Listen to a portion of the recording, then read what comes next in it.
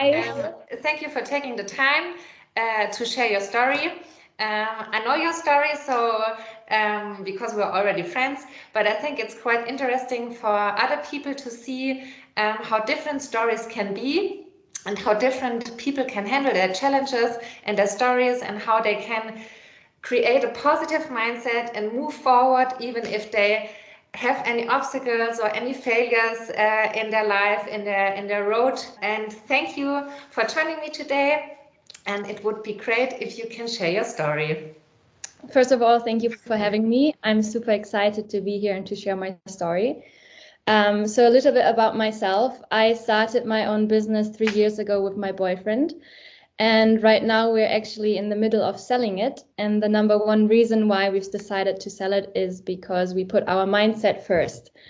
So before I get into the journey of how I got here and my whole mindset journey and my struggles and current situation, I kind of have to go back in time a little bit.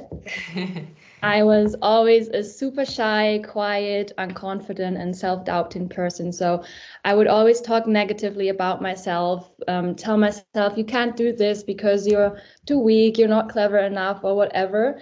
So I had a lot of self-doubt, and I would also never speak up. If someone did something I didn't like, I wouldn't say, sorry, I didn't like it. I would just keep it to myself and just eat all my feelings up. And that was really frustrating because for me, deep inside, I always pictured myself as a super confident person, a happy and outgoing one with lots of energy and just happy and uplifting. But the real me was totally different. And that was really frustrating because I didn't know how to get to my perfect or ideal me. And yeah, I always thought that it's normal and that's just how life is. And once I reach my goals, be it make this amount of money, marry or buy a house or whatever, go on a dream vacation, that I would suddenly magically become the perfect version of myself. And I would just wake up confident and happy and everything would be perfect. So that was kind of the impression I had of life and how I lived my days. And that was also the way I ran my business for 3 years. So I was working 24/7, 7 days a week, no weekends off, no vacation, and always focused on reach your goals and everything will be perfect. You'll be confident and you'll be energetic and every issue will be solved. So I've loved working for my business and it was super exciting. But meanwhile, I always ask myself, why am I still unhappy or why am I still not confident? I'm actually living my dream, which was running a business. I still didn't feel like I was actually evolving or moving forward internally. And I was still shy and unconfident and self-doubting. So I always thought to myself, why am I not moving forward and why is this happening? But then I kind of kept going and kept on telling myself, just keep on going. Once you reach your goals, everything will be fine. Yeah. And those goals were, by the way, all external ones. So I was just going for, I don't know, selling the company and making this amount of money. But yeah, basically that's how I kept on going for 3 years. And then about a year ago, unfortunately, due to COVID, we kind of hit a few roadblocks and our business suddenly wasn't going as well anymore. And that, I think, was kind of like the catalyst of my, so to say, downward spiral, because suddenly everything was just going bad and all these negative things came piling onto each other. And I was so overwhelmed with everything and so unhappy and unenergetic that I kind of felt completely empty inside. I had no energy to meet friends, and I know we tried to meet each other quite often. And I many times. Yes. And I would always say, sorry, I have no time and no energy. And whenever we met, I just thought to myself, I'm so empty and I would love to enjoy this moment, but I just had no energy and I had nothing left to kind of just be in the moment and enjoy it. So that was kind of the moment my boyfriend and I, who was also feeling the same things, we kind of realized that something is completely off and this is not how it should be. We should be happy and enjoying our company and just working for us. So that was kind of the moment when we realized we need to change something. And that was about 8 months ago. And that was kind of a moment, or that was a time when I started looking into the topic of mindset and self-improvement. And I ordered some books, and that was, yes, that was the best thing, best decision of my life, and a total eye-opener, because that was the first time I actually took a moment to pause from all the hectic of life and really evaluate how my life was going and where I was moving towards to. And yeah, that was kind of like, do you want to say something? No, go on. I will ask later. Yeah, that was kind of the moment I realized everything is completely wrong, and I've had it wrong all my life, because the books taught me that. I always thought that once I achieved my goals, my problems would just disappear. But that was never the case, because in the past I'd already achieved my goals. For example, my goal was always to have my own business, and I achieved that because I had my own business, but I was still unhappy and unconfident. So it wasn't true that once I achieved my goals, I'll be happy. And I kind of realized that the only way I can really be happy or be the person I want to be is if I change from within. Sorry to step in. I think a lot of people, they think if they, I don't know, reach a certain amount of money, or they build up their own business, or they have the perfect life, they go on a perfect vacation, they think that those materialistic things will make you happy. But Yeah. that's also something I experienced. You know, when you kind of live on autopilot and you can't even enjoy yourself, you don't know what to do with your time. If you have some time left, then you're like a ghost, living your life like a ghost, like an empty person, because you don't know what really is the value for yourself. What are your real goals? Yeah, what do you want to reach? Do you want to be happy? Do you want to be a person that is regularly working out? Do you want to build up your knowledge? I think those are the things that we need to watch out for. Not I need to reach a certain amount of money in my life. Of course, Yeah. that's also important. That also gives you like security. But I think once you are like happy from within, and you know who you are, and you know the real goals that make you happy, because most of the time you just go to your job, you make money, and you buy things to impress people you don't even want to impress, right? It's so crazy. I think it's awesome. And we talked about your situation. And I think one thing we can talk a little bit more into detail is also the view you have to failure, because I think your view to failure also changed in the past. Because I know I had a lot of points in my life where I felt like a complete failure, to be honest.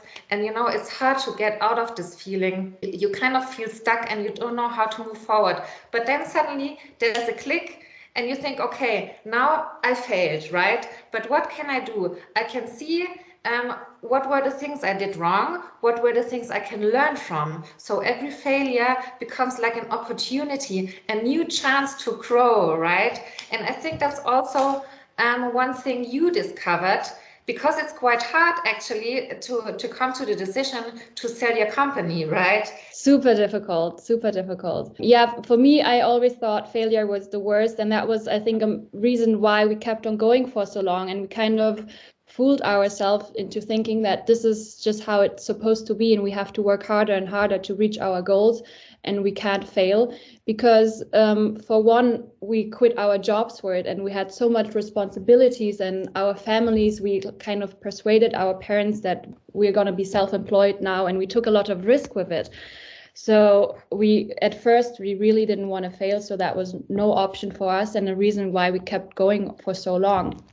But with like this new mindset I had, or this new aha moment where I realized actually failure is a good thing, and I try to look at a failure and see the positive in the failure.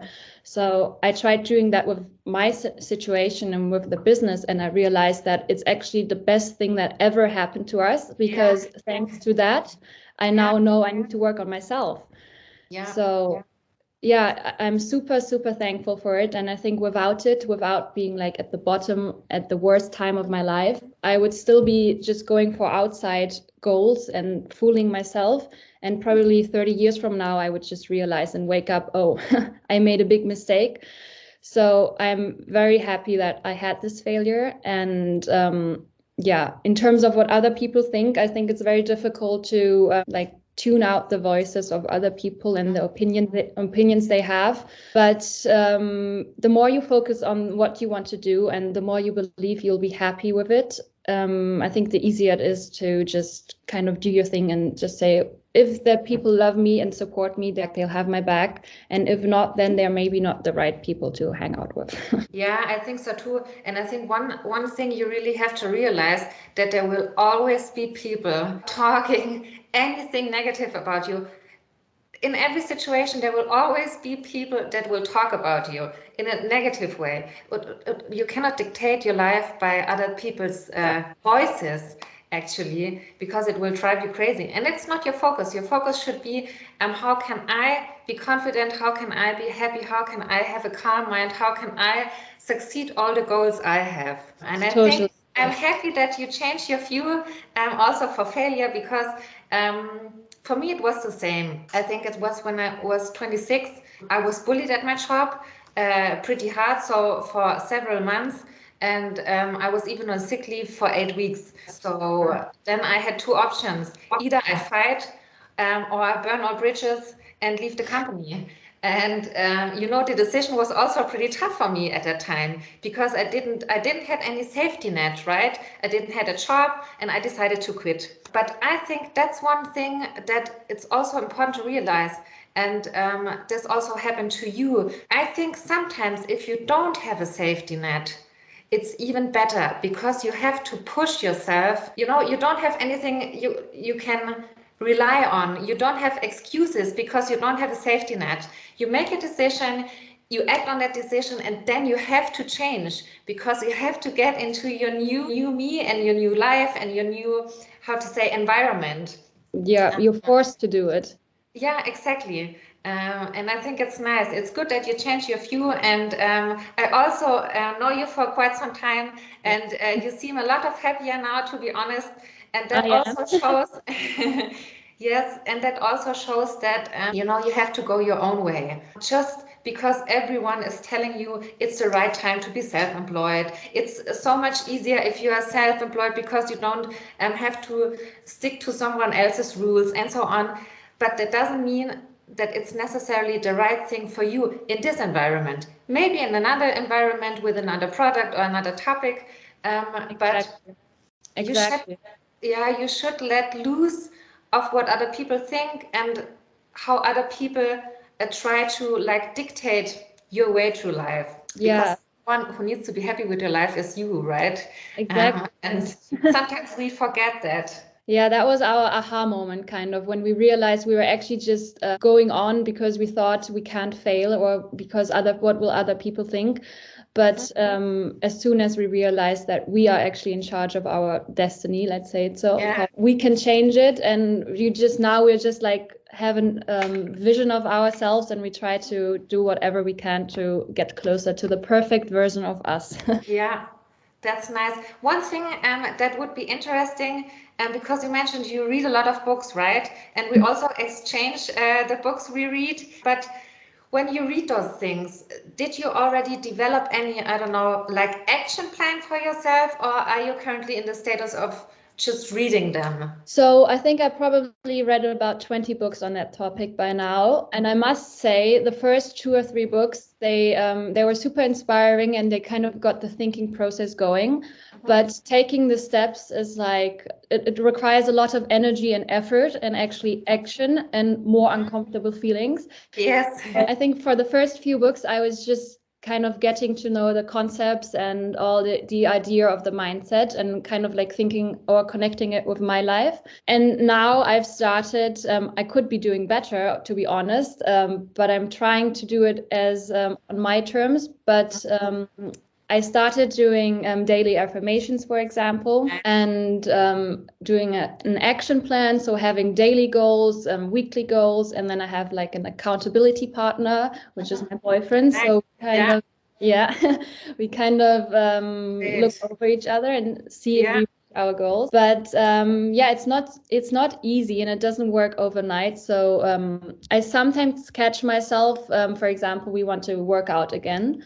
And we've been kind of like pushing it a little further, and like, okay, next week we will start. And now I kind of realized, okay, maybe I'm doing a little bit of self-manipulation. So I told my boyfriend, enough, we will start next week. And now we're going to like this boot camp, which gives us like extra energy. So yeah, in terms of my journey, I have a few things I'm doing, but it's not so easy to start, and it can be quite overwhelming. But I think if you start small and then you kind of like, you just want to do it more and more and more, and then the ball gets rolling. Yeah, I think so too. And I think the most important thing is that you don't only get inspired, right? You get a lot of inspiration from books, from social media, from whatever source.